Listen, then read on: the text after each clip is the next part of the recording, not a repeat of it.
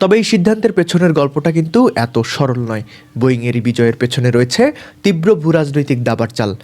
এর আগে বিগত সরকারের আমলে এয়ারবাসের কাছে 10টি উড়োজাহাজ কেনার বিষয়টি প্রায় চূড়ান্ত ছিল।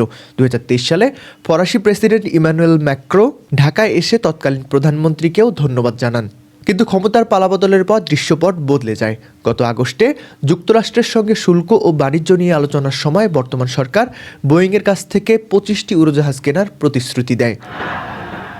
বোয়িং এগিয়ে গেলেও হাল ছাড়েনি এয়ারবাস।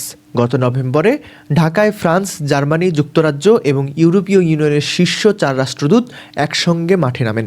তারা দাবি করেন বিমানের বহরে বৈচিত্র্য আনতে এবং দক্ষিণ এশিয়ার এভিয়েশন হাব হতে হলে এয়ারবাসের কোনো বিকল্প নেই। এয়ারবাসের দাবি অনুযায়ী তাদের বিমানের পরিচালন খরচ অন্যান্য যে কোনো বিমানের চেয়ে 20% কম।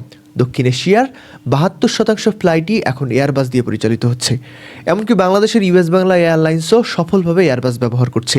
কিন্তু এত লবিং ও কূটনৈতিক দৌড়ঝাঁপ সত্ত্বেও শেষ হাসিটা হাসল বোয়িং।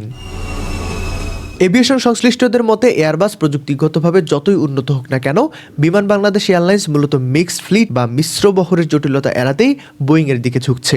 একই কোম্পানির বিমান হলে স্পেয়ার পার্টস এবং ইঞ্জিনিয়ারিং সাপোর্ট পাওয়া সহজ হয়।